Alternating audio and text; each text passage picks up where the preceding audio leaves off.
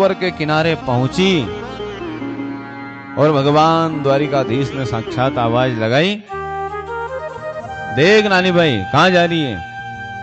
वही नानी भाई ने पीछे मुड़ के नहीं देखा। भगवान ने कहा कि एक बार पीछे मुड़ के देख तो सही कौन आया है।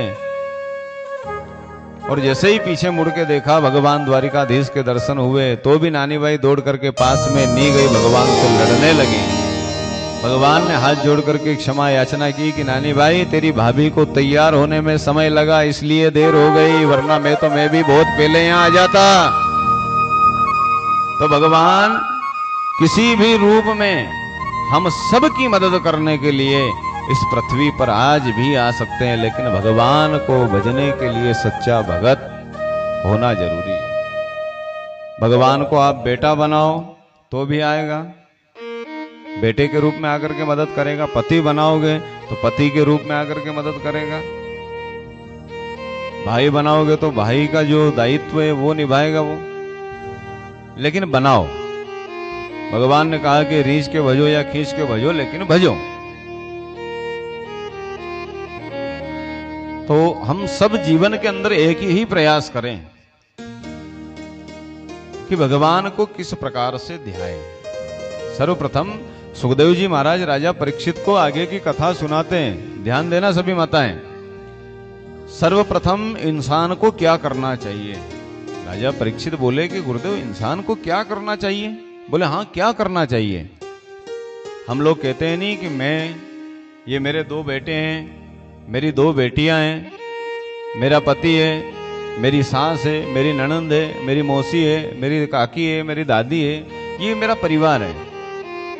लेकिन सुखदेव जी राजा परीक्षित को समझाते हैं कि राजन कोई भी किसी का नहीं है, कोई भी किसी का नहीं है। भगवान ने कंकाल रूपी जो ये शरीर दिया है नहीं, ये शरीर के ऊपर हम अहंकार करते हैं। किसी को तन का अहंकार है साहब। भगवान ने चेहरा अच्छा बना दिया तो वो दिन में 10 बार मेकअप करे, 10 बार लाली लगाए और कांच में देखे अपने आप को। कांच में किस लिए देखे? क्योंकि पहले तो अपने आप को देख लो कि मैं अच्छी लग रही कि नहीं लग रही, उसके बाद में फिर गली मोहल्ले में मैं निकलूं। तो इस शरीर का क्या अहंकार करना जो भगवान ने अपने लिए नहीं दिया है, ये भी हम किराए पर लेकर के आए। ये कथा कहां पर? के किनारे सुखदेव जी महाराज राजा परीक्षित को आत्मा का बोध करवा रहे हैं। क्या करवा रहे हैं? आत्मबोध। कि राजन ये शरीर भी हमारा नहीं है, एक दिन इस शरीर को भी शमशान में छोड़ करके हम सबको जाना है। तो फिर इस शरीर का अभिमान कैसे? अब किसी को तन का अभिमान था तो किसी को बल का अभिमान है। कोई अगर पहलवान है तो वो सामने वाले को ऐसे ही डराएगा, बात बात पर भी ऐसे हाथ उठा देगा, बैठ नीचे तो मार दूंगा। क्यों? क्योंकि उसके अंदर बल है तो वो बल का अभिमान कर रहा है। कोई बुद्धि का अभिमान कर रहा है। सब अपना अपना अभिमान लेकर के बैठे हैं। और अभिमान किसका नाम है? हिरण्याक्ष और हिरण्यकश्यप की कथा आती है भागवत में। किसकी? हिरण्याक्ष और हिरण्यकश्यप की कथा। एक का नाम है लोभ और दूसरे का नाम है अभिमान। शरीर के अंदर से अभिमान और लोभ, इन दोनों को निकाल दो तो हिरण्याक्ष में आ जाएगी। सुखदेव जी कहते हैं राजा परीक्षित को कि राजन एक काम करो, मौत तो हर पग पग पे खड़ी है हम सब के। कहां पर खड़ी है? हर पग पग पे, हर कदम पे मौत खड़ी है आज के युग में। अच्छा, एक विचार करने की बात है, रात को हम सब मकान के अंदर सोए हैं और कहीं मकान का छत ही गिर गया हमारे ऊपर तो कौन आएगा बचाने? कोई आएगा क्या? कोई भी नहीं आएगा। क्यों? क्योंकि पूरा घर तो चला जाएगा। रास्ते में हम घर से नीचे निकले, बिजली के तार हैं, घूमने फिरने के लिए जा रहे हैं, अगर कहीं बिजली का तार हमारे ऊपर गिर गया तो भी मौत निश्चित है। गाड़ी लेकर के निकले, अगर किसी ने पीछे से ठोक दिया तो भी मौत निश्चित है। ये तो जो प्राकृतिक आपदाओं के संबंधित जुड़ी हुई मौतें, उनके बारे में जानकारी है। और अचानक हार्ट फेल हो गया, वो भी मौत है। श्वास श्वास में कृष्ण भज, व्यथा श्वास जनि खोल, ना जाने इस सांस की आवन हो ये ना हो। हम जो सांस ले रहे हैं छोड़ रहे हैं नहीं, एक बार जो सांस हमने छोड़ दी है वो दोबारा नहीं आने वाली है। क्यों? क्योंकि ये भी गिनती की गुब्बारे के अंदर सांस भरी है भगवान। और जिस दिन सांस खत्म हो गई उस दिन सारा सब कुछ खत्म हो जाएगा हमारा। सुखदेव जी कहते हैं कि राजा परीक्षित एकांत में बैठो और 5 मिनट के लिए अभी कथा बंद कर रहा हूं मैं। बोले गुरुदेव कथा क्यों बंद कर रहे हो? बोले कि आत्मा का बोध करवा रहा हूं। सबसे पहले तो आप आंख बंद करके अपने घर के कमरे के अंदर बैठो। कहां पर बैठो? घर के कमरे के अंदर, और विचार करो कि कौन हूं। पहला शब्द क्या लेना है आपको? मैं कौन हूं। और उसके ऊपर विचार करो आधे घंटे तक, मैं कौन हूं। दूसरा शब्द आपको बोलना है कि मैं कहां से आया हूं, किसने मुझे भेजा है। और चौथा शब्द है कि क्या करने के लिए मैं आया हूं इस संसार में।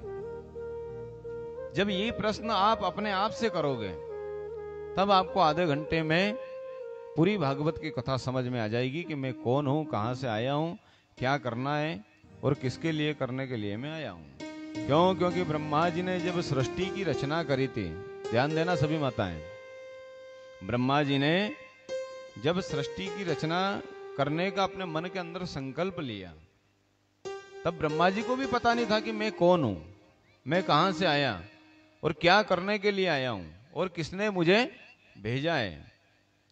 अब ब्रह्मा जी को भी पता नहीं, तो ब्रह्मा जी बोले कि मैं क्या करूं। तो ब्रह्मा जी ने सोचा कि पहले तो एक काम करो, आंख बंद करो और तप करो। तो ब्रह्मा जी ने आंख बंद करके तप किया। अब तप करने के बाद में भगवान नारायण के दर्शन हो गए। किसके दर्शन हुए? भगवान द्वारिकाधीश का दर्शन हुआ। और जब द्वारिकाधीश का दर्शन हुआ तो ब्रह्मा जी ने पूछा कि प्रभु आप कौन हैं? भगवान द्वारिकाधीश ने कहा कि इस सृष्टि का, इस भूमि का जब प्रलय हुआ तब भी मैं यहीं पर था, और आज पृथ्वी है तो भी मैं यहीं पर हूं, और आगे चल करके जब ये पृथ्वी नहीं रहेगी तब भी मैं यहीं पर रहूंगा। मेरा नाम है नारायण। क्या नाम है? नारायण। अब नारायण शब्द देखो, भगवान को हम सब बोलते हैं नारायण नारायण, लेकिन नारायण शब्द किस शब्द से बना हुआ है इसके बारे में जानकारी हम सबको नहीं है नहीं नारायण शब्द का। नार, र में आ की मात्रा हटा दो, सिर्फ नार शब्द ले लो। नार यानी होता है जल। क्या होता है? जल। और यण, पीछे क्या शब्द लगा है? नारा का बाद में यण के अंदर अयन, अयन यानी सोना। जल के अंदर शेष नाग की सैया के ऊपर जो सोया है उसका नाम है नारायण। बोलो द्वारिकानाथ भगवान की। जोर से बोलो। तीसरा दिन है, थोड़ी देर बाद हल्दी मेहंदी की रस्म है यहाँ पे, और ऐसे करके बैठोगे तो काम नहीं चलेगा। नाचना भी पड़ेगा, गाना भी पड़ेगा। और हमने पहली बात बताई नहीं, आप अति सौभाग्यशाली हो सभी माताएं। क्यों? क्योंकि ऐसा योग देखो, शिव नवरात्रि साल में एक बार आती है, नवरात्रि तो 4 बार आए, 2 गुप्त नवरात्रि है और 2 बड़ी नवरात्रि है। लेकिन शिव नवरात्रि साल में एक बार आती है, और वो भी शिवरात्रि से 9 दिन पहले। और आज पहला दिन है जिस दिन हमारी कथा में भगवान महाकाल और माता पार्वती का विवाह उत्सव मनेगा। आकाशे तारकालिंगम पाताले हाटकेश्वर, मृत्युलोके महाकाल त्रियलिंगम नमोस्तुते। तो आप सभी भी मैं एक ही निवेदन करना चाहूंगा कि कथा के बाद में, यहां से जाने के बाद में आधा घंटा सब अपने अपने एक एकांत के कमरे में बैठना, और बैठने के बाद में विचार करना सिर्फ भगवान के सामने, क्या कि मैं कौन हूं। आंख बंद कर लेना, विचार करना, मैं कौन हूं, मैं कहां से आई हूं, किसने मुझे भेजा है और क्या करने के लिए भेजा है। हम लोग सिर्फ अपने बल का, तन का, मन का ये सब अभिमान करते हैं, मेरा बेटा है, ये कर देगा, वो कर देगा, मेरा पति है, ये कर देगा, वो कर देगा। लेकिन सुखदेव जी कहते हैं राजा परीक्षित को कि राजन, कोई किसी का नहीं है संसार के अंदर। ये माँ जिसकी कोंख में 9 महीने तक हमने वास किया और 10वें महीने में हम बाहर आए, वो माँ भी हमारी नहीं है। और माँ कहती है कि बेटा मेरा, तो वो बेटा भी उस माँ का नहीं है। क्यों?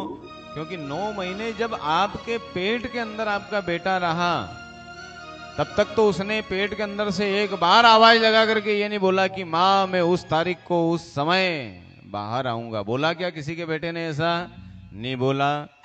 तो जब पेट के अंदर था तब तक उसने नहीं बोला। अगर वो पेट के अंदर होता और बोल देता कि माँ मैं उस तारीख को, उस वार को, उस समय तेरे गर्भ से बाहर आऊंगा, तो समझ लेना कि ये मेरा बेटा है। लेकिन बाहर आने के बाद में कंकाल रूपी शरीर जो भगवान ने सिर्फ शमशान की अमानत दी है, ये अमानत को लेकर के आया, तो वो अपना बेटा नहीं हो सकता। बोलो सांवरिया सेठ की जय, चार भुजानाथ की जय। तो आधा घंटा आप सभी बैठ करके विचार करना। तो इससे अगर आपको आपके प्रश्न का उत्तर नहीं भी मिले कि मैं कौन हूं, इसका जवाब नहीं मिले, मैं कहां से आई, इसका जवाब भी नहीं मिले, तो भी आपके मन के अंदर शांति मिलेगी आपको। आधा घंटा करके देख लेना और कल आकर के बता भी देना कि हाँ हमें शांति मिली कि नहीं मिली। वही सुखदेव जी कहते हैं राजा परीक्षित को कि राजन, अच्छा एक बात और है, हम सब लोग श्रावण के महीने में भगवान शंकर जी के ऊपर जल चढ़ाने के लिए जाते हैं। आप सभी माताएं भी अभी देखो, हमारे उज्जैन के पास में ही है मिश्रा जी, प्रदीप जी मिश्रा, उनका आश्रम, और उनके निर्देश अनुसार ही अभी अभी ज्यादा थोड़ी भेड़ वाली चाल हो गई है। देखो जल तो भगवान शंकर जी को शुरू से चढ़ता आ रहा है, ठीक है, बेलपत्र भी पहले से ही चढ़ते आ रहे हैं भगवान शंकर जी के ऊपर। लेकिन अब चने की दाल वगैरह, काले तिल वगैरह, उड़द वगैरह, नहीं जाने क्या क्या सामान ला करके सब भगवान भोलेनाथ के ऊपर चढ़ा दिए। अच्छा, भगवान के ऊपर इतना सब सामान चढ़ाया, कोई आपके मुंह के ऊपर चने की दाल डाल जाएगा, दही डाल जाएगा, या काले तिल डाल जाएगा, या तेल डाल देगा, तो आपको अच्छा लगेगा क्या? नहीं लगेगा। भगवान के ऊपर सामान चढ़ाना वर्जित नहीं है, चढ़ाना उचित है, लेकिन सब सामान चढ़ाने के बाद में शुद्ध जल से पुनः भगवान शंकर जी को स्नान करवाना भी आवश्यक है। और आप लोग बस सामान चढ़ाया, लोटा जल का सबसे पहले चढ़ा देते हो, सबसे पहले जल का लोटा चढ़ाया, और हमने बताया नहीं कि एक लोटा जल सब समस्या का हल, और मन के अंदर हजारों छल, तो क्या करेगा आपका एक लोटा जल? भगवान शंकर को जल चढ़ाने से फायदा क्या है, इसके बारे में जानकारी है आपको? नहीं है। भगवान शंकर को बेलपत्र चढ़ाना तो किस प्रकार से चढ़ाना है, इसके बारे में जानकारी है आपको? नहीं है। बेलपत्र कितने चढ़ाने चाहिए भगवान को, वो भी याद नहीं है। बेलपत्र चढ़ाने से फायदा क्या होता है, ये भी याद नहीं है। और भगवान हम सब के शरीर के अंदर विराजमान है। मैं आपको दर्शन भी करवा देता हूं अभी, लेकिन आप किसी को यहां पर पता नहीं है कि भगवान शंकर कहां पर विराजमान है। सबके शरीर के अंदर विराजमान है भगवान शंकर जी।